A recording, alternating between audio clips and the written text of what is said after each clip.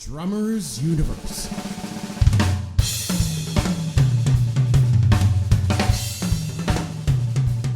Hello and welcome to everybody who's here checking out the Drummers Universe podcast. I'm your host, Matthew Cleary-Smith, and today we're delving into the world of drumming, music, and the remarkable journey of our good friend here, Rick Jupp, whose story has continued on behind the scenes out after working with Elbow.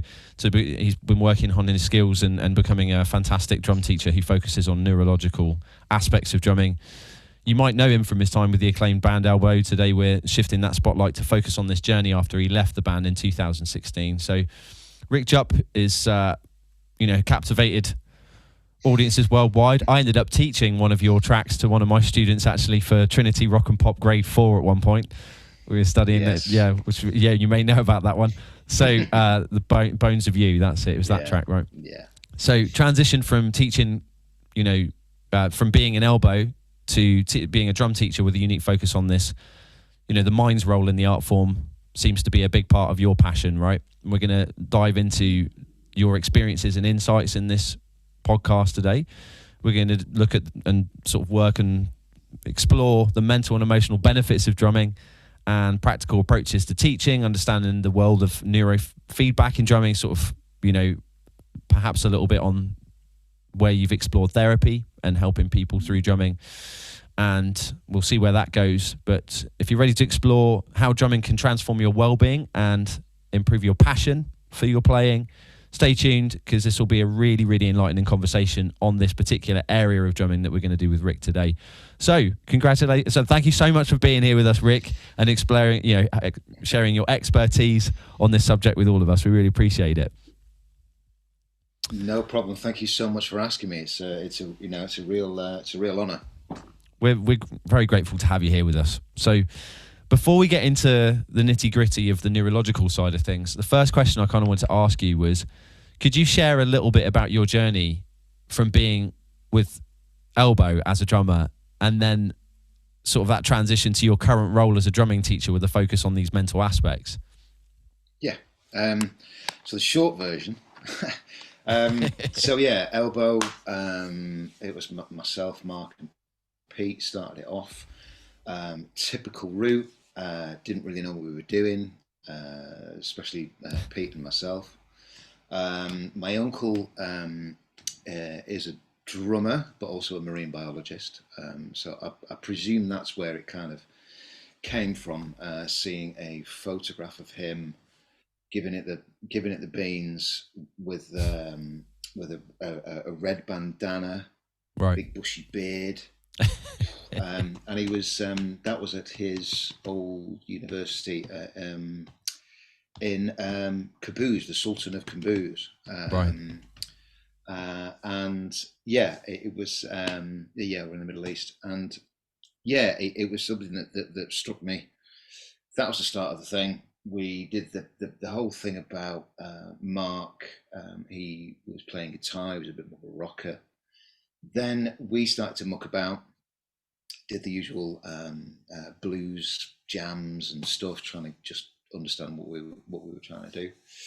Hanging out in the music room. Then sort of fast forward to breaking Craig out of school, Guy joining, college, and we just kept going.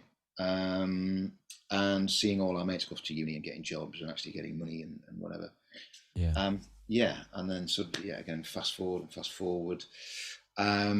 We worked incredibly hard, but something was guiding us. I don't know, whatever your thing is, and we did okay, So there was a point, I think, on the tour before I left. It just got a little bit, I don't know. As is any sort of business, if you want, because it by that point, even by the start, when I lecture, it's like it is a business. You have to separate yourself as a business from you as an artist, because you're selling a product or a marketplace. Yeah. So basically, it was an opportunity for me to sort of think, right, what else am I going to do? This also coincided with Guy doing his solo project, and I Right. think it gave us all a little bit of it was a bit of a shock, because it was like, I'm going to go off and do this now. Yeah. And we were all like, cool, right, okay. So it's going to be like a year maybe of not doing the band thing. So what am I going to do? And I just thought, I don't know what the actual definitive thing was, is that I thought, right, I want to teach, because I know now, looking back, and most students think, right, I'm just going to teach because I could read music, play the drums, and I can get some money out of it. Yeah. And it's, as we all know, as teachers, and I'm still learning. I don't say that I'm anything special, but you've got to want to do it. That's right. And it is. It's not hard. It's what you love doing. Anyway, right. That's I right. digress. I'm tangenting. But I spoke to Jules over at Roland many moons ago, and I was like, therapy and teaching, and I was talking to quite a few people, mostly kind of sponsors and other drummers, mates, and I think it was just, I was really interested even back then, of the sort of how much it had helped me. Yeah. And as we mentioned just before we press record, it was like, it's coming from a place of experience. You can only teach with experience, let's be honest. So it was like, right, well, what was it doing for me? There was we tended to get, I had quite a few people who were sort of winning time backstage. I think I was very much, I loved doing that, like people coming back and seeing sound check, and sort of family members and mates and whatever. Yeah. Always got the kids involved, get them on the kit, make some noise, and just, I think, without sounding too sort of airy fairy, it was just, when a kid of any age gets on a kit, and you get the green light to make some noise, it's thumbs up. Do you know what I mean? The look on the face. Yeah, with no restrictions, it's just like let rip, and let rip. The whole, just do what you want. It doesn't matter. And then you got the parents going, "Oh God." Yeah. I still have that now, but I think that was very much a driving force for me, because I still get it. I mean, you must get it. When you get that, you've got that 1, 2, 3, 4, 1, 2, 3, 4. And you start getting that coordination. You see the neurons firing up, the eyes light up. Absolutely. Big smile. Bosh, we're in. It's that moment that you get, the one moment where a kid's like, or an adult who's just like, absolutely. Wow, I can hit these drums and no one's going to say anything. I'm just going to make some noise. And that's almost like stage one. Just someone hits anything they want and they just kind of get it. They learn that they can just say something, even if it doesn't make sense and nobody's judging. Perfect. Right?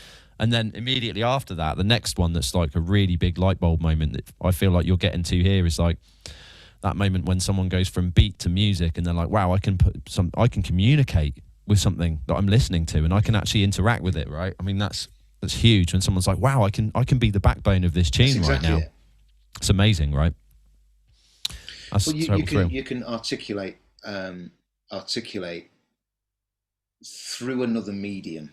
And I know I obviously know that there's, for any musical instrument, specifically, what we're talking about today, with any musical instrument, you can, create or actualize what is going on in your head. Obviously, with the kit, we've got that connection to the oldest form of communication, long distance communication rather than person to person, which is tree trunks, drumming on tree trunks, and that sort of rhythmical element. And I know that harks back to sort of drummers' jokes and whatever, but you know, we'll swerve past that one. You sure you want to swerve past it? You're actually right. We could spend a minute on that now. We'll just probably, hopefully read them in the comments. I'm sure there'll be plenty. So I think there'll be tons. I think, you know, what you mentioned there, which is what we were going to get to, is that ability to communicate. And then we link it in with what we were talking about in terms of if there are any issues with communication, verbal, non-verbal. You know, I found that once you have that ability, and again on any musical instrument, but specifically drums, it's that sort of visceral, it's that tangible effect, and that I think is sort of deeply rooted in the brain. And then there's that connection. Then then we're off. Then we're kind of off to the races. And again, you know, I do a lot of. I'm interested a lot. I am quite lazy in taking up that research any further. But I think it kind of just informs me of that sort of. What am I trying to say? So, instinct. Yes, I think it is. It comes from a primal place, right? Well, yeah, totally. So I think if I can understand at least the basics of what it's doing to me, then I can translate that and transmit that. Encourage it, yeah. To, you know, whoever they are, you know. Yeah. And I've been fortunate enough to have, you know, 6-year-olds to 66-year-olds, 68-year-olds. Mm-hmm.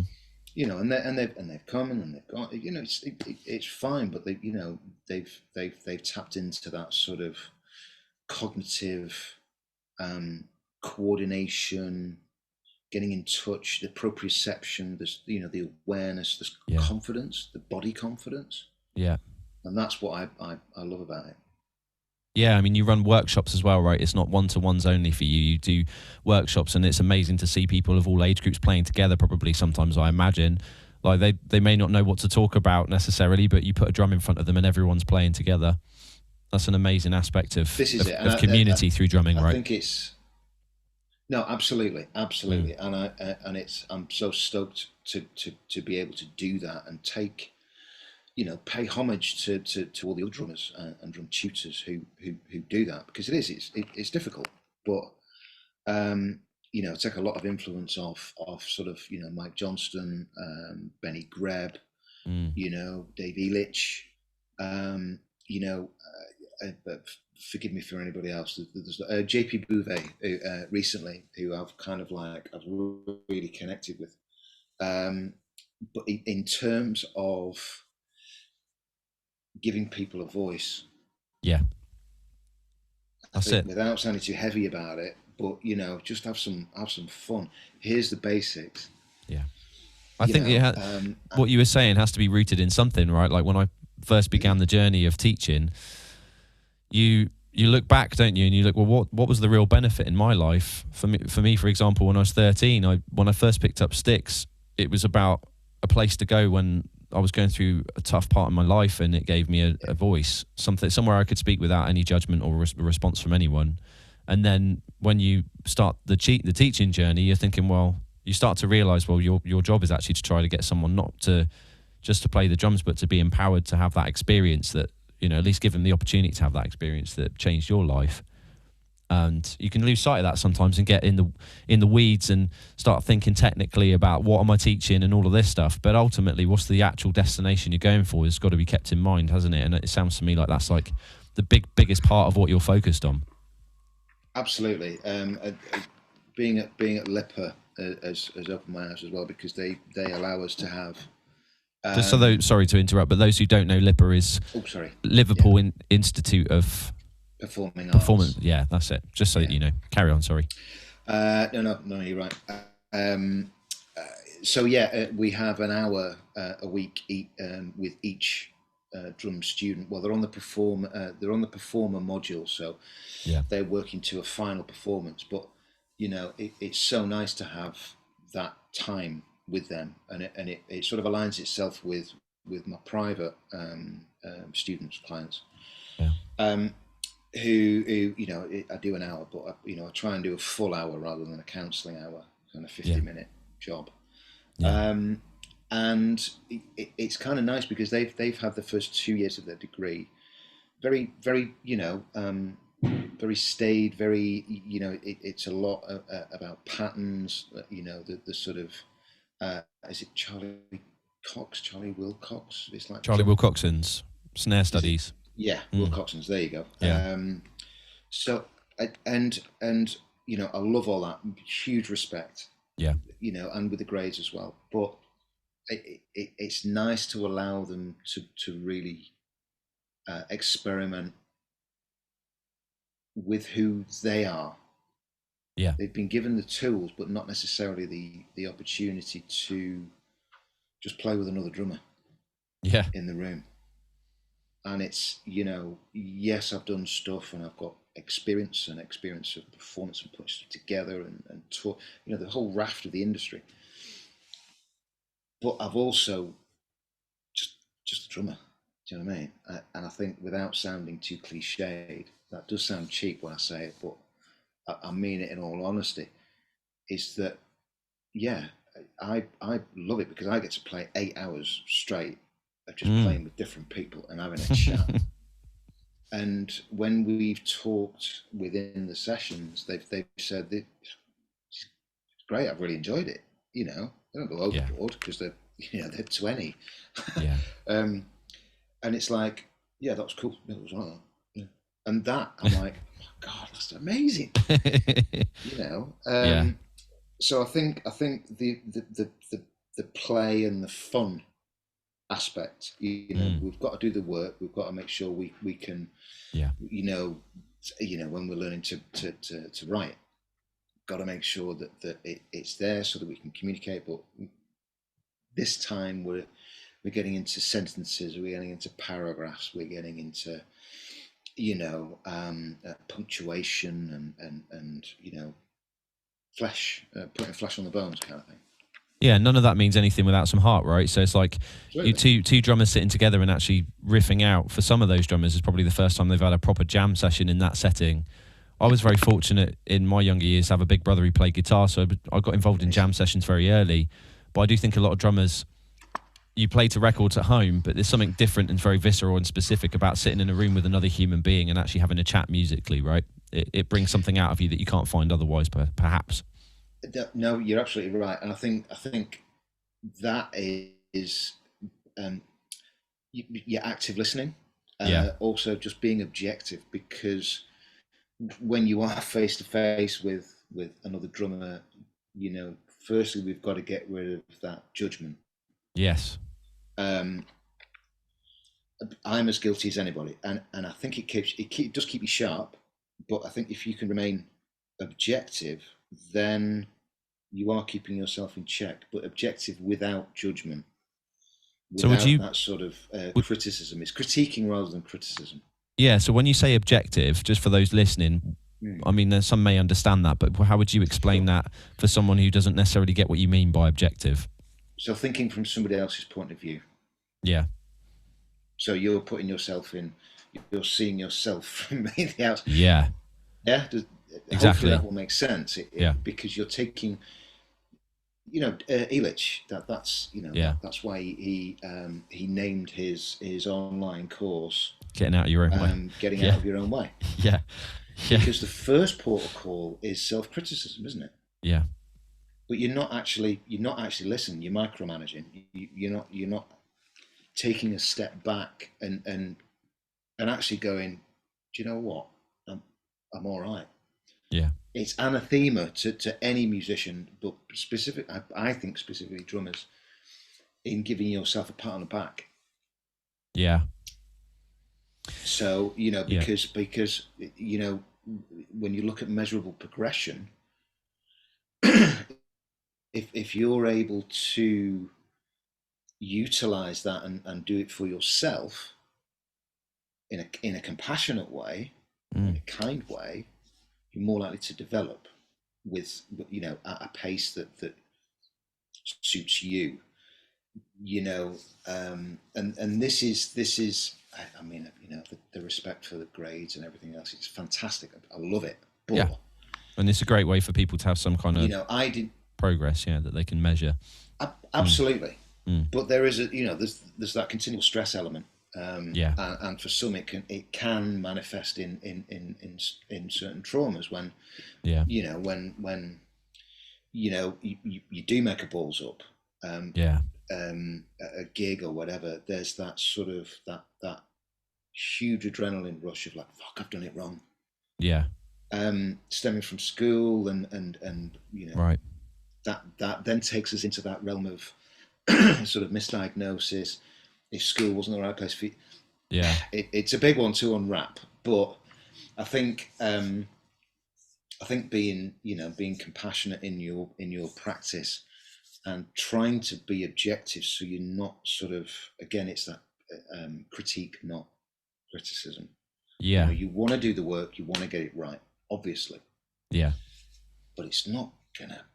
There's got to be a safe space, right? I mean, Absolutely. I've got the first thing that comes into my head when you talk about this. I've got a student who is on the spectrum, who on the autistic spectrum, who was really struggling with the tendency to be very self-critical. And we talked about the learning pit. I don't know if you've talked about that. You probably know about it, right? The whole learning pit thing. So I talked him through the learning pit. First how it feels when you learn something new and you can't do it. And I use this a lot with kids, but it's actually relevant to all of us at all ages, right? Understanding the fact that you're going to feel like you drop down somehow, and it can sometimes be miffing and confusing. But you've got to pull yourself back up again through effort sometimes. But coming to terms with and normalizing that reality of feeling like a bit lost or confused, or maybe even like your expectations haven't been met of your capacity or whatever, it can be a sudden stark moment, right? And what I got him to do in that session, I'd love to hear your perspective, because I know for a fact you will have plenty of examples that you may be able to draw from to give people some practical advice. And this is a really important topic. It really comes to the point that we're talking about being positive about your playing and keeping drums in its proper place in your life, rather than turning it into a chore or some painful experience, that it stays what it should have been all along, that outlet. And so what I did with him is pretty funny, because keeping him engaged with these grades, it's just like, well, what I want you to do now, you have a quota of mistakes you have to make in the next performance for me. So I'm giving you, I require 10 mistakes. You can do them by accident or intentionally. I don't mind, as long as you hit 10. So reverse the role on him, and it was like, he just started to have fun again. He was like, if he made a slip up, he didn't even think about it. He recovered, which is an essential part of that skill set, right? Is the recovery, which everybody needs live, because you're guaranteed to drop a stick one day.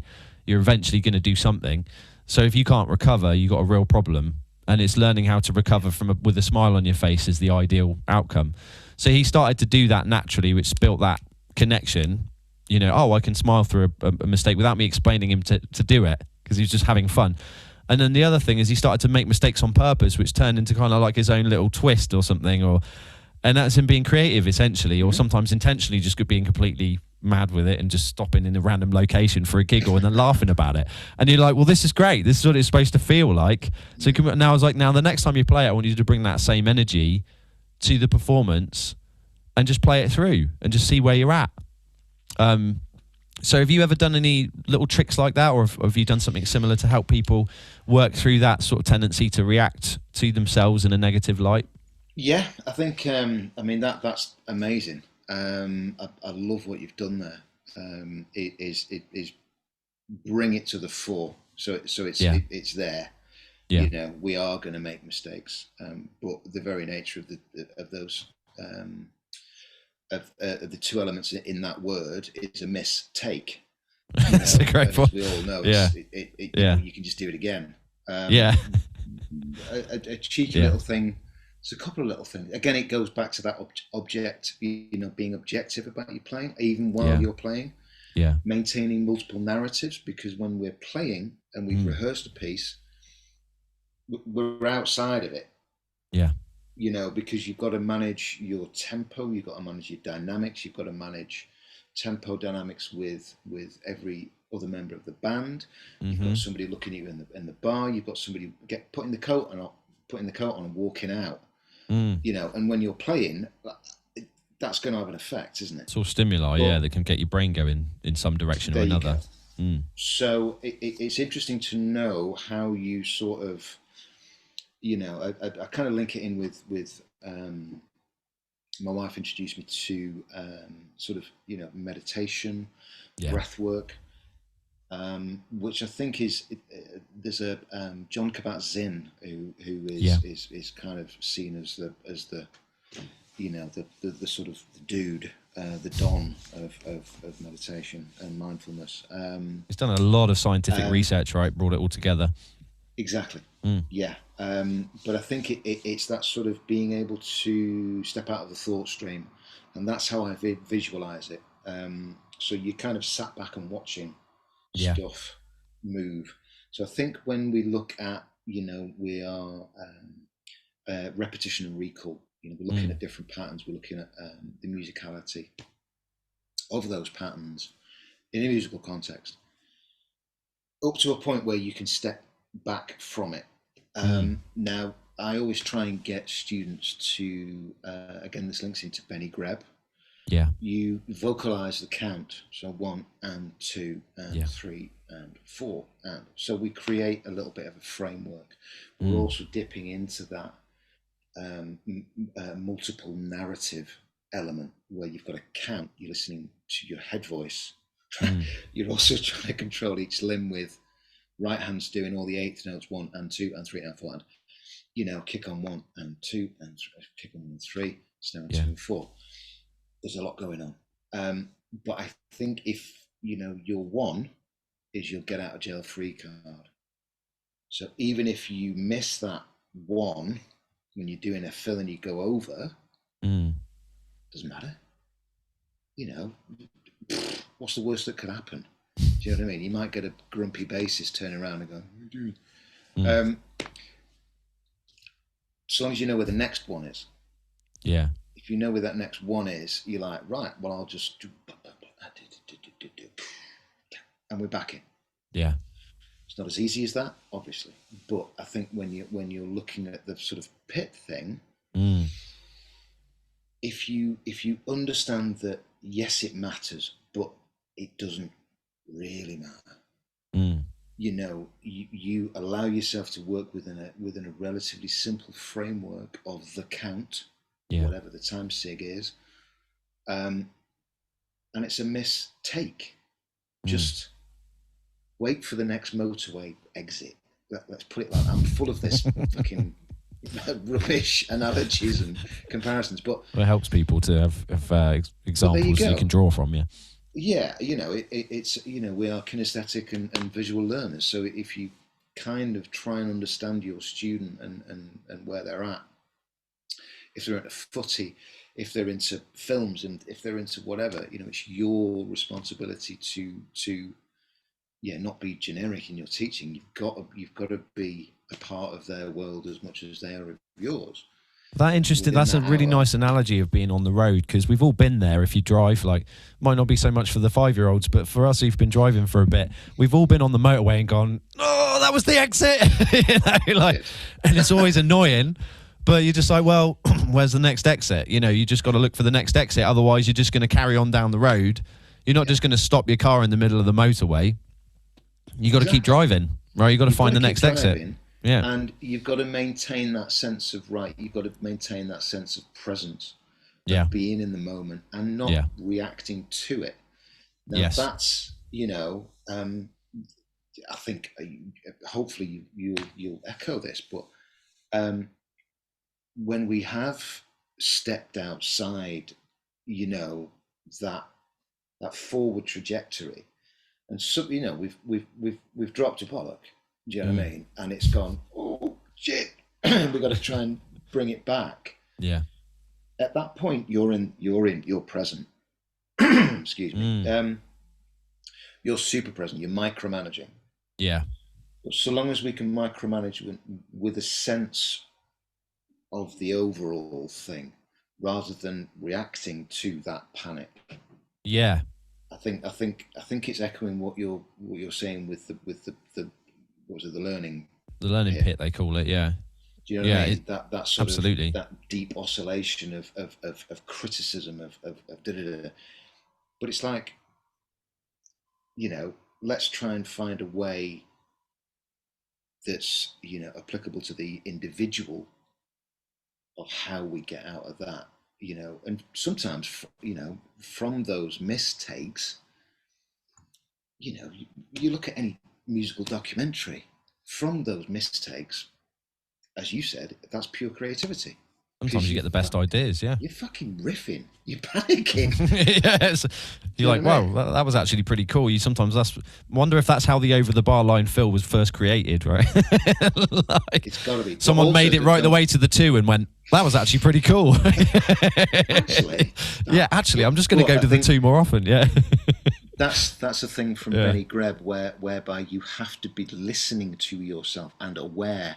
Oh God, it's I love this. I love it when we're down here trying to understand it. But I think when you are able to recall that mistake, and Benny Greb says it on one of his earlier, it was just one of the YouTubes that on a YouTube hold, and it really shook me. It was like, wow, yeah. And it's funny you mentioned Bonesy, because that was just one massive mistake. But it still made it into the Trinity Rock and Pop syllabus. There you go. Don't tell anyone it was a mistake. Yeah, brilliant. Yeah, so I mean, at this point in the game, it'd be interesting to hear if you have any anecdotal examples of someone who's experienced like a significant mental or some kind of benefit from these, from the workshops that you do. You got obviously maybe you can't mention names, but have you got any anecdotal examples of how you helped somebody through something? I mean, it did stem from when we released Newborn, one of the first EPs, and we got a letter from a couple who unfortunately had a stillbirth. Right. They went on and had children and stuff, so it was kind of okay. Obviously, they were able to live with that grief, but they used the track Newborn to help them through the grieving process of one of the most horrific things you can ever think of. Yeah. And I think it was that thing of like, well, wow, we've I think we all shared this. Like, we've done it. We've done that thing that we wanted to do in terms of all art makes you think, positive, negative, but it's like we actually sort of penetrated through the mist of helping somebody through a horrific trauma. So that sort of stood me in good stead in terms of looking at how drumming can sort of help people. I've had a few students on the spectrum, diagnosed and undiagnosed, and a couple of dudes who have dyspraxia. You're looking at ADD, and they've just really enjoyed the sessions, and I've got that back from the students, and I've got that back from the parents, and I think that's all you need. Again, chatting to the guys from Roland, they had a member of the armed forces get in touch who had been suffering from PTSD. He didn't want anything, and hopefully I got this right. But he just wanted to send a letter to Roland to say drumming on an electric kit and having it in the room has just really helped him through PTSD. And he's been teaching himself and whatever. So I think it's just it's opportunity, isn't it? It's opportunity to let people have a play on something that looks incredibly complex,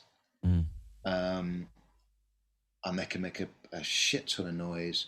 Once they kind of line themselves with playing to a track, that's another paradigm shift for them and you, because it triggers all those thoughts of, I mean, I'm self-taught, and it's like I remember that, and every single time, and I presume it's the same for you. You're when it clicks, you're like, you get a wow, rush.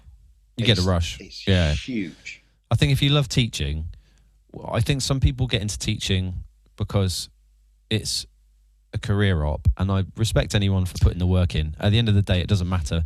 But some people, you do it and then you're like, wow, why wasn't I always doing this? It's a bit like that for me. I don't know about you, but the moment I started teaching, I was hooked, because you almost get to relive that experience again through someone else in some ways. And as much as I still love drumming, I still let rip, and my heart and soul gets into the songs, and you get that rush feeling.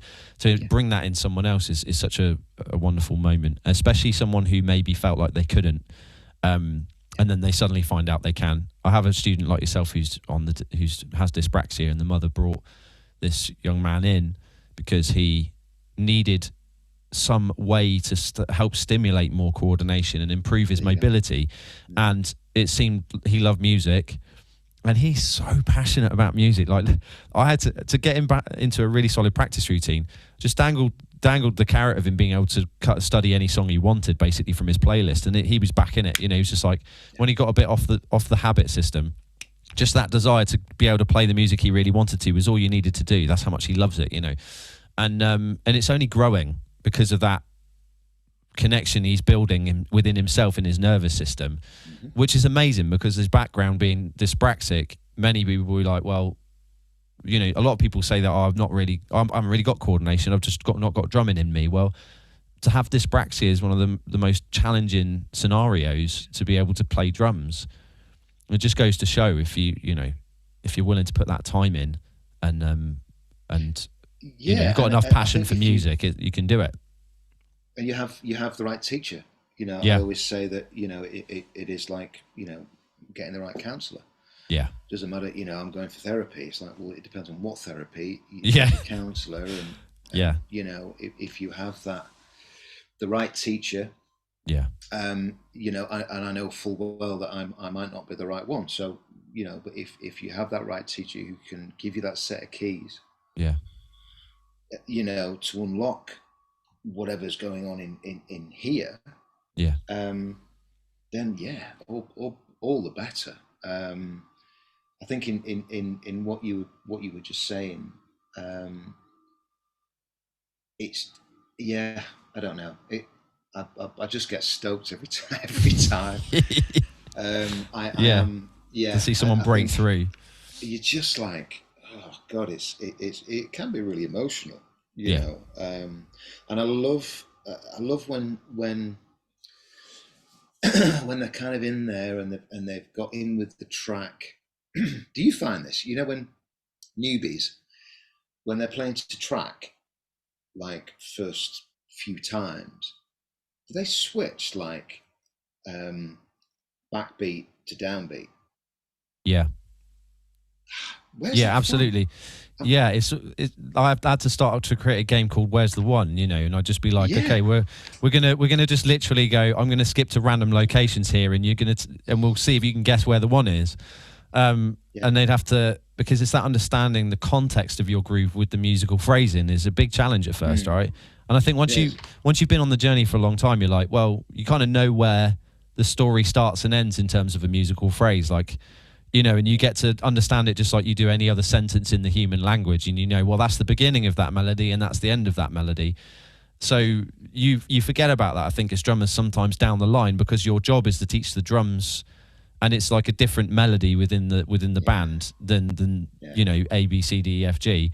So helping someone to understand how to relate what they're saying to this slightly different skew on the language is also a barrier sometimes for people to get to a point where they can completely be free and expressive within that musical context, right? Exactly, within that framework, and it's trying to get that across to your youngers. Yeah. Um, Get them singing, and stuff like that. I yeah, assume you get yeah, some singing happening in lessons, right? definitely. Just to get them to understand, when we've got the 1 and 2 and the eighth Yeah. notes, And counting or as the well, yeah. quarters and the eighths, and then you've got the 16ths. It's trying to say something while you're playing. Again, it's a Benny Greb tip. I always try and make sure that I reference where it's from.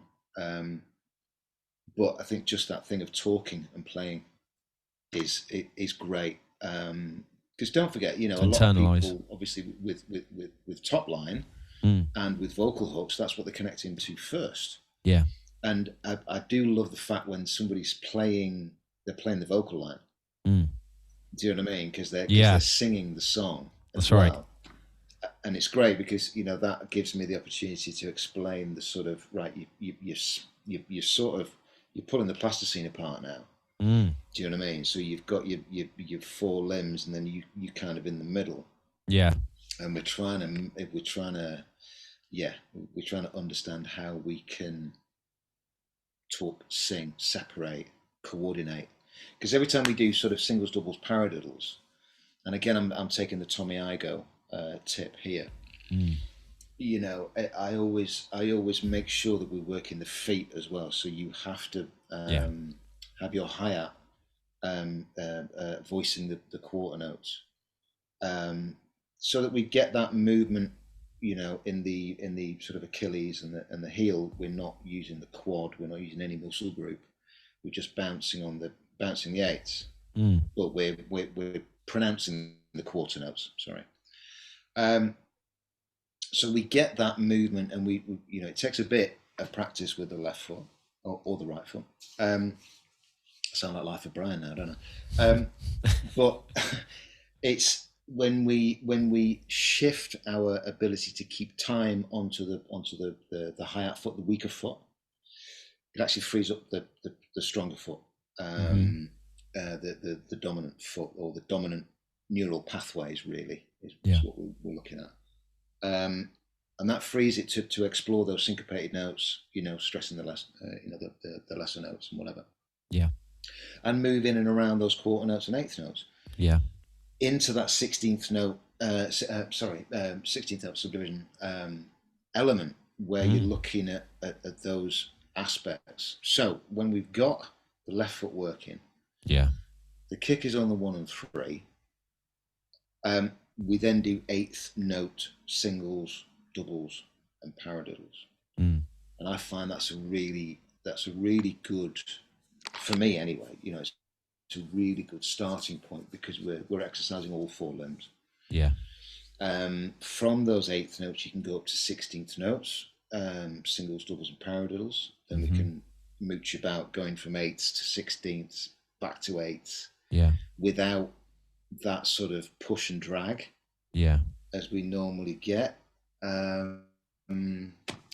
Then from there, you can do a dotted quarter on the kick, or a samba kick, but the samba kick is done with quarter notes on the left foot. Bum bum bum bum bum bum, and that allows us. Because you're playing 8ths on the left foot, and you're generally recommending 8ths. So there you go. Yeah. Jun jun jun jun. Yeah. Yeah. So there's going to be one where the feet are together, and then there's going to be quite challenging coordination wise just to get the feet to play that, right? Yeah, absolutely. But what we're then doing is we're allowing that right foot, both feet, to come up onto the balls of the feet. That then pushes ever so slightly, pushes the hips back. Yeah. Which means we're engaging the core. Then we're bringing up the thoracic. The lumbar's nicely stacked, shoulders are coming back. So we've got a little bit of posture work going on as well. It's then we're looking at the dynamic elements between singles, doubles, and paradiddles. Again, we've not gone into double paradiddle, 6s, 5s, anything yet. Yeah. So then we do triplets. It's interesting because at this point in the game, you're kind of we've talked a bit about the mental and emotional aspect, and now you're getting real You're saying some really interesting stuff about the physical aspects, like understanding the thoracic position, maybe sitting back on your stool to support yourself properly, and being able to lift your knees without falling backwards. That's a lot of physical stuff we've got to pay attention to, right? So how do you balance in your lessons? How it's quite tricky sometimes to balance that in your lessons, right? To make sure that you're addressing the mental/emotional components of drumming versus the physical aspects of drumming. So how do you tend to address that in your lessons and your approach? We do. We start off with, we just play a track. So no judgment. Get in the room. Whatever you've brought into the room, I can usually tell by just their posture, expressions, and what track that they choose. Yeah. That's a bit of a tell. So, okay, right, we're going to be going this way. So I'm not going to go super deep on any sort of physical element, and then we'll have a little bit of a chat. Then we'll usually strip it down to the basic stuff. So we'll do some singles, singles with a quarter note on the left, but we'll have a little bit of a chat. How's your week been? Okay. Well, so what are you going to be doing later on today? Mike Dolbear does this. He did it. Is it On the Pad or something like that? When they've got to have a chat, but keep up. I love the keep one doing Gavin the rudiments. Yeah, Gavin Harrison's a legend as well. Yeah, it's ledge. Such a good guy. But then you've got you're addressing the left foot. You're addressing the hands. We're sparking up all the neurons here. Yeah.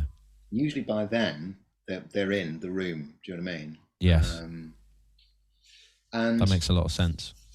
Usually it's being compassionate. And that's why I don't really plan each lesson, because especially nowadays, and this is what I explained to parents, because I don't do the grades, and therefore the measurable progression is it's a bit, well, what's the end game here? But usually by the third lesson, parents are coming in and going, they're like a different person. They seem to be much more confident, much more articulate. They're a bit quieter. Anything, it's not like a miracle cure, but by any means. But and you've had people who don't last the 3. But for those who do, it's like, well, the measurable progression is your child being doing stuff they wouldn't usually do. Encouraging those. And I get it, and it's those soft skills. It's right? almost like I was just got it. Beat me to it. Those soft skills, which again is paramount in personal development. So as you were saying, the physical aspect, if they're playing to a tune and they're giving it the source, we can do a little reflection afterwards, like, how do you feel? And they go, great. Or they go, oh, that was a bit tough, that one. I didn't get that last bit. Yeah. And then I'll be that kind of mirror and just feed back to them. Well, look, if you maybe think about that left foot, or you're coming off your pedal a bit too much, or whatever. And again, it's said with it's an observation. It's not a criticism. Yeah. And I give everybody a notebook. So I managed to get these nice little notebooks done with RBJ on the front. Dead nice bit of branding there. But they have to write it down. They have to write down the tracks that they're listening to, how they feel when they listen to the track. Can they express an emotion through that track? What the drum's doing? Yeah, and they can use it as a journal. They don't have to use it specifically as a drum thing. It's like, it's an opportunity to just, I don't know, write whatever down. Do your doodles, whatever it is. I think that's kind of a good thing to do. I also use Moises a lot. If you've heard of Moises. Yeah, it's really handy for. It's good, isn't it? Backing tracks, yeah. yeah, and I think when you've got a student who they obviously know the track, you've got to time it right, so they Mm, know the track, they feel confident in playing. yeah, We'll get the mics up. Well, the mics are already up, um, but yeah, you put it into Logic, you take the drums out, and you get them to record. yeah, And I think that that's another massive paradigm shift in terms of, oh so true. Jesus, that's me.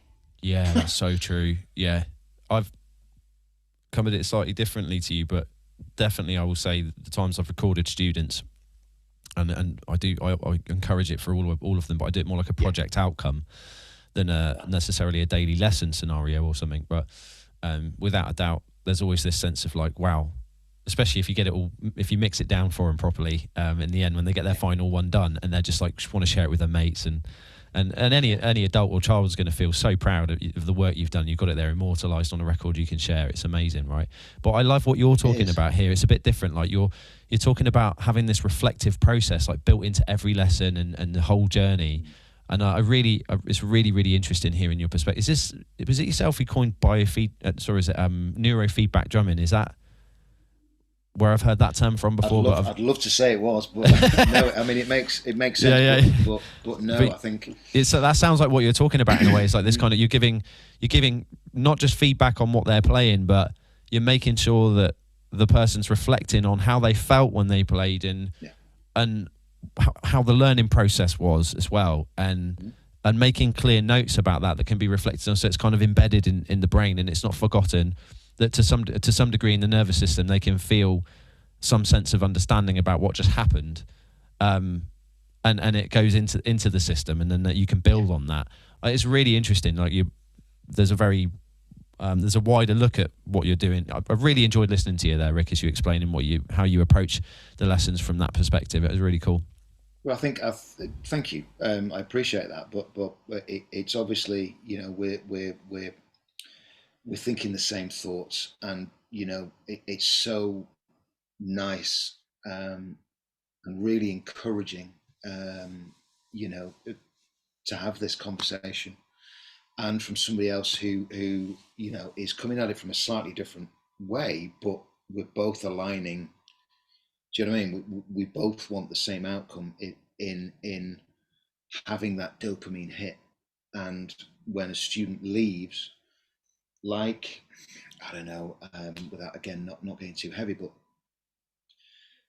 they've changed. Their Yeah, physiology has changed. Their mental state has changed. You know, yeah, and they've been able to go. I did well then, yeah, and that is connecting with the right teacher who individualizes the lessons, and yeah. I think that can only be done through experience and being open to feel, as you've just mentioned. I love that, and really enjoyed hearing your approach to balancing again thinking about the listening aspect, the taking the music that someone's enjoying, helping them to start to engage with it, reflecting on the process. All of that stuff was beautiful, and I think something that can sometimes be neglected across not just the teachers but also the people trying to learn themselves in their own practice time is we get sometimes as individuals wanting to be better, Yeah, we get so wrapped up in the goals and the outcomes we forget about the process yeah, and what it really is that's taking us there, and our lifestyle becomes like an effect rather than a cause, or like it less important. It's like I like how you're feeling on a daily basis as you pursue it becomes secondary to the fact of whether or not you're becoming freaking amazing and you've got an Instagram that everyone worships. Like it's not. I love the emphasis there in your approach to teaching on trying to get people to associate with the process properly and actually really be part of that process rather than thinking about whether or not they can, you know, get respected for what they've achieved, or well, whatever. it's all, you know, Yeah, it's having you know, it's having Sarah, my wife, be, you know, a counsellor, yeah, trained counsellor. She's just done a master's in advanced gotcha. psychotherapy, and it really gives me the opportunity to get out of my own way. Nice Yeah, one, Dave. um, and trying to sort of communicate that to students and other drummers and musicians and just the general population. And I'm guilty of it as well. External validation. Yeah. So you've got this fucking thing. And yeah, you want to put that on Instagram. You want to get that dopamine hit of, oh fucking hell, I've got 20 likes. I've got 20,000 likes. Yeah. But is that a viable measurement of what you're doing? Again, it's that if you can feel that you've done it, and that takes a lot of work in terms of cognition, coordination, even if we didn't achieve anything in the practice, did you have fun? I had fun. Do you know what I mean? Yeah, it was great. There's one dude who Spectrum, and all we do is play back-to-back tunes. That's all we do for an hour. And he's sweating, he's laughing, he's like, he's chatting to himself and he's singing. Every single week he's just nailing having that hour. I know I'm getting paid for it. But the tunes he's coming up with, the vocalization of his ideas, the execution of his ideas, and then he will I'm just like, every time we play a track, I'll just put my sticks down, and he will go. Right, there was one thing that he might have, and he won't say anything. But I think I tried once to go, right, let's do these singles, doubles, and paradiddles, left foot. And we were doing it, and it was great. And then I just saw the light switch go, and I was like, let's get a tune on. And again, I'm no guru or anything like that. It was just that I can feel that this is not the right way to do it. So we just put like, and his range of music is so eclectic. I'm like struggling to keep up. Yeah. But I love it because it's like I'm playing Madonna, I'm playing, there's a fucking Hall & Oates track that he put on. And I was like, hang on, I'm like 5 years old again. Where am I going? How am I feeling? So what I do now is that I put all the sort of lamps on in the room before he comes in, and I turn the big light off. Yeah. And it's a performance. It's like a gig. That's amazing. And it's like heckles are going already, and fuck it. If he's having a great time, and I talk regularly with the parents, and they're just like, he comes out of there and he's dripping, and whatever he's worked through that week. And as I say, we don't talk about it, and it's it's none of my business. But what he says through the kit, it's loud and clear. So, it's a lot. And we had the same with Dylan, our son, who came back from school, and we had in our previous house we had the drum shed. When I left the band, drum shed. He used to come in from school. The infamous drum shed. Yeah. This is it. He went in, battered 7 shades of shit out of the kit, and then he'd come in and he'd be like, "How you doing? How was your day?" Yeah, exactly. Oh yeah, man, I love what you're pointing at here, and I don't think people talk about this enough.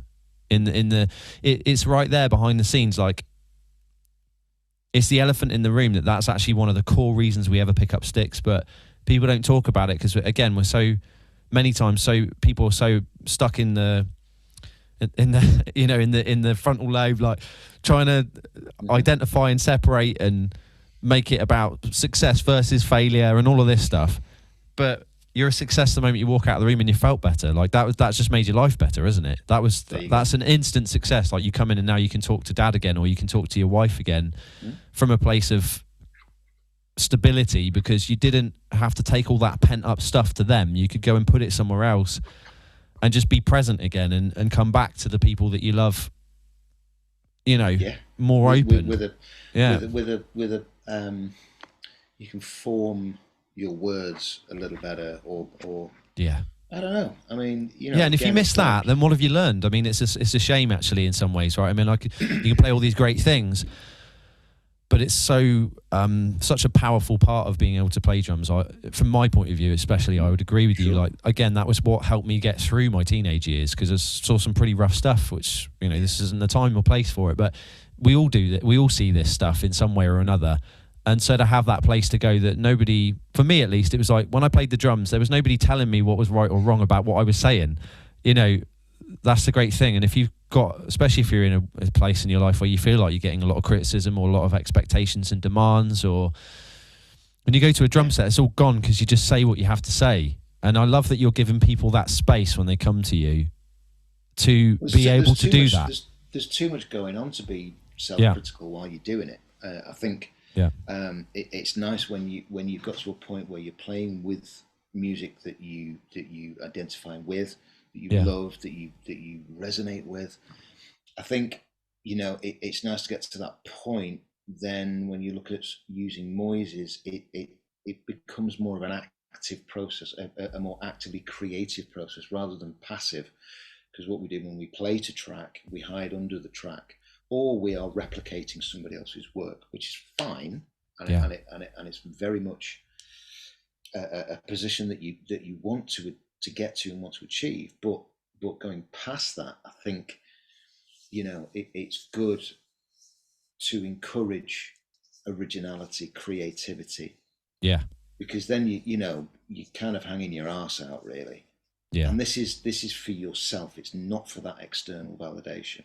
You know, that is a business, which doesn't generally translate into sort of monetary terms or anything like that. But, you know, I mean, again, I get it. You know, I put a post up and I'm like, come on then, here comes the avalanche, and you get like 20 hits, and you think, oh, well, fuck you, I'm not doing that again. But I don't know. There's no right or wrong, I suppose. It's just, if you are more confident in yourself and your proprioception as well of these things, and you know, the whole thing. I think if you are more connected, then it builds confidence in eating better, being more respectful of what you're putting into your body. That's a really interesting point. The whole thing is like, right, I'm a little bit more connected to me. Yeah. And exactly right what you've just said, in terms of having that place, which is, you know, it's not your gym or whatever.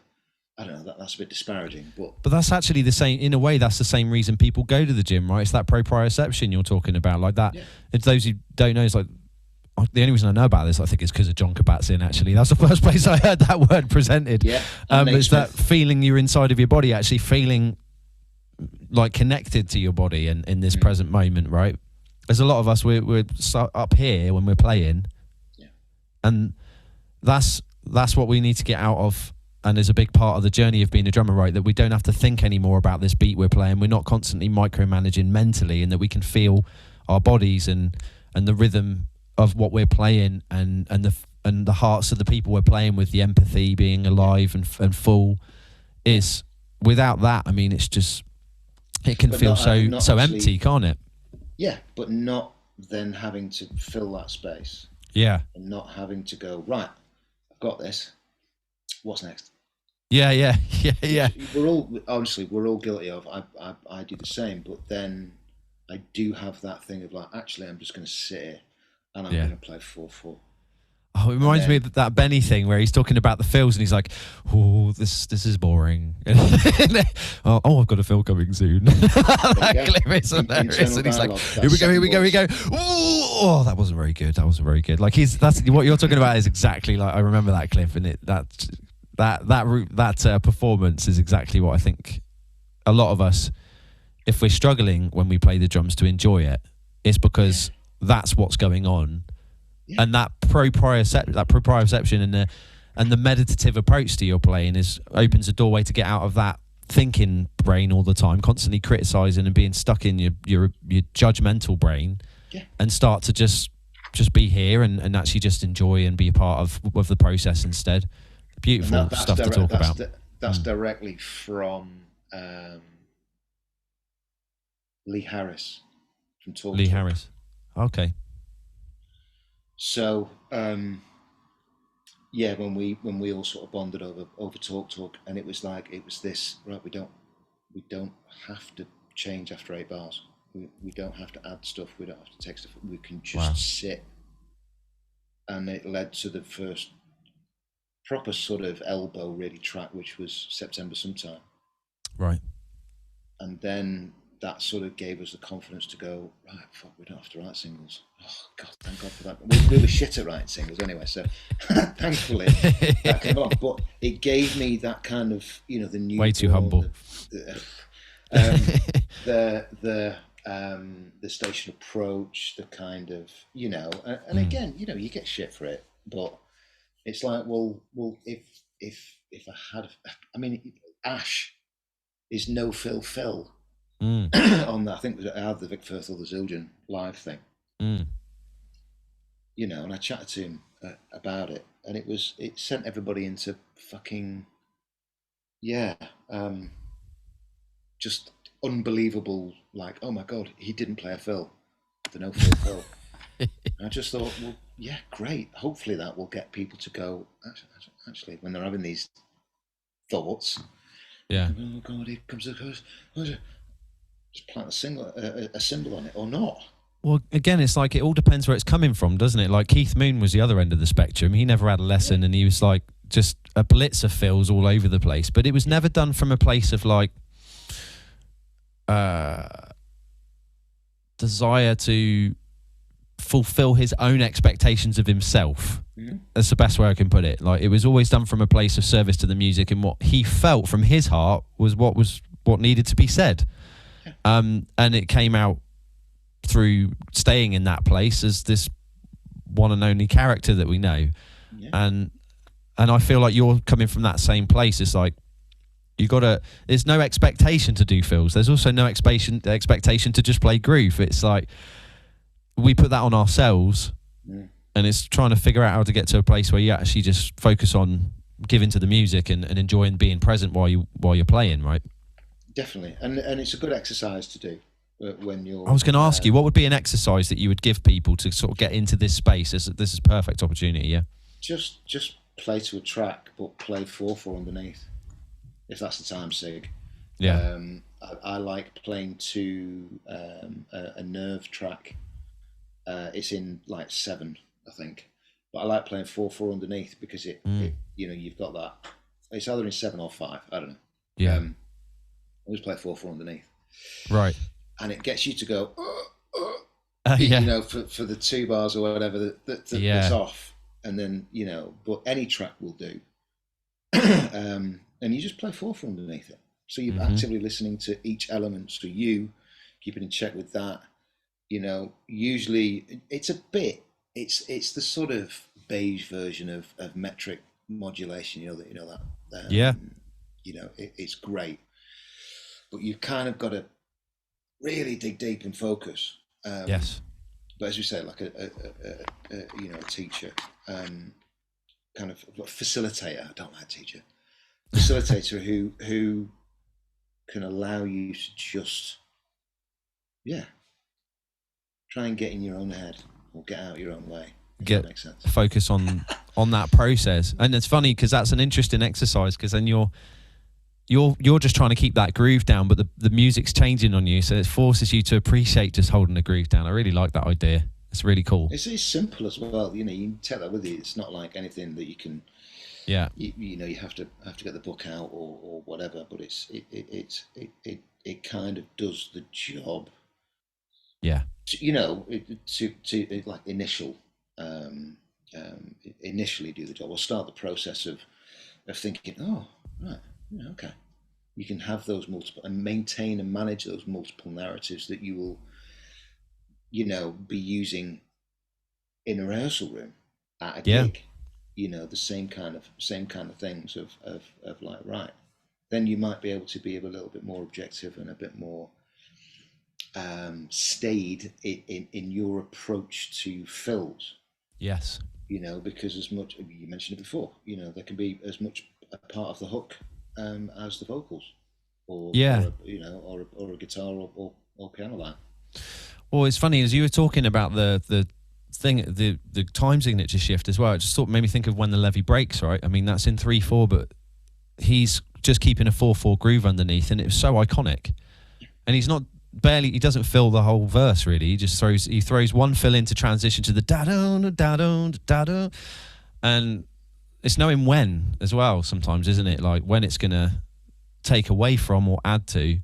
Yeah. And sometimes it becomes your personality, like what do you do? But really interesting. Active listening, Yeah. Objectivity. It's Again. stepping out and going, right, okay. I think Trevor's on a bit of a tip tonight. I better not do that fill that I do. Yeah. You know what I mean? That's empathy again. I was having lessons with for a couple of years with Dave DeCenzo. You probably know. Yeah. Incredible guy, and one of the nicest guy ever as well. Was just such a lovely bloke, incredibly talented, but just a really down to earth, like you said, was a really down to earth guy who just cares about people. And he was saying that as far as he's concerned, one of the chief skills as an artist in any field, especially in music, is empathy, right? And I can really hear that from you there. Like it's like paying attention to your band and being there for them. Sometimes that's the fastest way to get out of your head, because you're too busy taking care of the people that you love in your band, trying to make it all sound great and feel what they're feeling, to be worrying about whether or not you sound good. Yeah. It's so powerful, that perspective, I love what you're saying. Yeah. And I mean, we're getting towards the end of our time, and we kind of got a bit excited here, I think, in the chat anyway. It's a fairly long one, so hopefully everybody's enjoying this. Well, it's a bit geekery really, because I love what you have to say about all this stuff, Rick. It's been fascinating for me. I hope everyone else has been able to get the same benefit. It's great and humbling and really insightful to hear that, we're all doing it, and we're doing it for the sort of, and this is what I like about drummers, and that's not to say that any other musical instrument and musicians don't do this, but I think there is a very strong supportive bond between drummers. I don't know where that comes from, but I think part of it is that empathic ability to disengage and engage as and when we want, Yeah. and we listen because we have to and we want to, but that sort of helps us in our everyday life as well. It's really interesting. What you're pointing out there, I've never thought about it this way before, but it makes sense that because we tend to be, our role in a band is that we're more often than not, we're supporting roles. We're not writing the song. We're more often supporting someone else's written song. So in this scenario, empathy becomes so very important, doesn't it? That becomes part of who you are and what you do. Yeah. Yeah. Steve White pointed it out. I don't know. I don't know where he said it, but it was definitely Steve-O. So it's a supporting instrument. Yeah. So there you go. Why wouldn't the person who's operating and controlling that instrument be supportive as well? Rick, I'm sure there's got to be a lot of people listening right now that would love to personally experience what it's like to study with you, or maybe come to a workshop. First of all, would you mind sharing where you're based for those who don't know right now, for your live workshops, in-person workshops that you run and personal lessons? So I'm in Manchester, and my studio is over in Stockport, which is about sort of 15 minutes away from where we live in Manchester. So but I am planning on. I started it this year, but it didn't work out in a good way, because it gives me time to actually think about it a bit more deeply. But I will be trying to look at doing workshops around the country Right. at some point, hopefully next summer.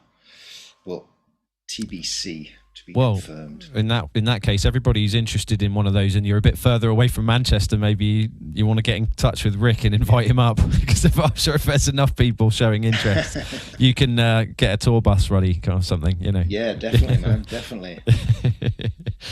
And I didn't mention earlier, but I just want to mention in passing now, like if people aren't aware that you, as you say, you're a teacher at LIPA, you know, as you said, Liverpool Institute of Performing Arts. And I have a massive background previously with BIM as well. Now what was the other studio or Spirit Studios, which is, it was called School of Sound Recording in Manchester, which is where Elbow did one of their first demos. Oh, wow. Come full circle there. Well, this is it. It was really weird. I was asked to validate a performance course that they're going to put on in 2024. It's a really small place, but it's, you know, I've been there for 5 weeks now. Great. You know, of all those kind of institutions, it's really got its shit together, and it's wonderful. So much more student orientated than a couple of places that I've been at. So yeah, and obviously with the private stuff, I've been doing sessions as well. That's sort of increasing as well, which is great. You know, get to sort of play with people, and we'll see where that takes me. And if someone wants to get in touch with you, seek you out, have a conversation with you about lessons, or get to some of these workshops that you're running, what would be the best way for them to get in touch with you or to find you? You find me on Instagram, so DM me at Jupp Elbow on Instagram. If not, richardjupp@hotmail.com is my email. Either of those two, and then we'll see about numbers and all that kind of stuff. But wonderful. Yeah, thank you again, man. This has been great, and thank you. It's been an absolute honour and pleasure to share this time with you, Rick. Because you know, I respect you as an artist, but it's just always wonderful to have a chat with anyone on these kinds of topics, let alone someone like yourself who's dedicated so much time and energy and passion into this side of what drumming is about. It's been wonderful. I was just wondering as well, you know, is there anything, what's coming down the line for you that people should be paying attention to? Is there any particular events coming up soon that we could be watching out for, as far as like workshops or places you'll be, that we could come along and check you out, or is it just best to go to the website? I'd say just send me a DM or send me an email. Obviously, we're in the thick of the sort of academic side of things. That's taken up a load of my time. But up at LIPA, you mean? At LIPA and at Spirit, yeah. Oh yeah, of course. Yeah. And then, you know, private lessons. I've only got sort of Saturday really, and they're chocker. But I think, you know, chatting to people. And also big shout out to Ali. Yeah. Ali Bargett. You know, Ali Bargett, just fantastic. I think I'm going to try and do a workshop over at her place in Ireland. Awesome. We have talked about it this year, but I think for next year it might be a bit of a residential thing going on. We'll keep an eye on Drummers Universe then, because, you know, the moment that's coming, there'll be an event put up for that, I'm sure. Yeah, definitely. But I think, you know, just chatting to people, I think the more we can have a bit of a chat about it and see where we can take it. Again, I haven't got anything planned just yet, but I'm looking at sort of maybe an event in July, one in August, one in July, one in August next year. Okay, great. So we'll just sort of stick a pin in it. Awesome. For now, but obviously one-to-ones I do online as well, and obviously one-to-one in person is better, but I've got a few clients who obviously can't make it. I'm just starting one dude in LA. I've got one guy in Norway. There's one in Australia. There's one in Lincoln. So yeah, it's it's good. I mean, I would like to grow it. So yeah, give me a shout if you fancy it. It's a different world now, isn't it? Yeah, I mean, it's been you've got your studio set up so you can make it. Yeah. It's like myself, you've got to have the multicam and stuff, and those. If once you got all that sorted, it's almost like being in the room with someone anyway. Yeah. And it's great, if there's someone you want to study with. I think I've done this myself. I just told you I studied with Dave DeCenzo fairly recently. I studied with Henrik Almeida from TDSC and all these amazing teachers. Like, they all live in America. Like, it wouldn't have been possible before for me to be able to get the help and support I was looking for at that time. Yeah. Locally, I'm in Spain now with my wife. So it's just, it's just amazing. So I would encourage anyone who, if they feel like it's, your teaching style would resonate with them, and I'm sure there are plenty that could get a lot of benefit from workshops with yourself and working with yourself. Just reach out, So and give it a go, because you don't know till you try, and then you can miss out otherwise. Exactly. So unless you live in Manchester, in which case come knock on the door. So anyway, it's been an absolute pleasure, Rick. I can't wait to get this one out to the public. I'm sure there'll be some people that will really benefit from the time spent listening to this. Thank you so much, in transit. Matt. It's been great speaking to you, and sharing ideas and stuff. So thank you so much for your time as well. Really appreciate you, and from the whole of Drummers Universe, thanks very much. Hopefully we can get you back in for another, definitely geek out on the subject of the neurological sides of drumming and joy in drumming, having fun. Always. Let's get you back in again. Anyway, thanks so much, Rick. Brilliant. Thank you, mate.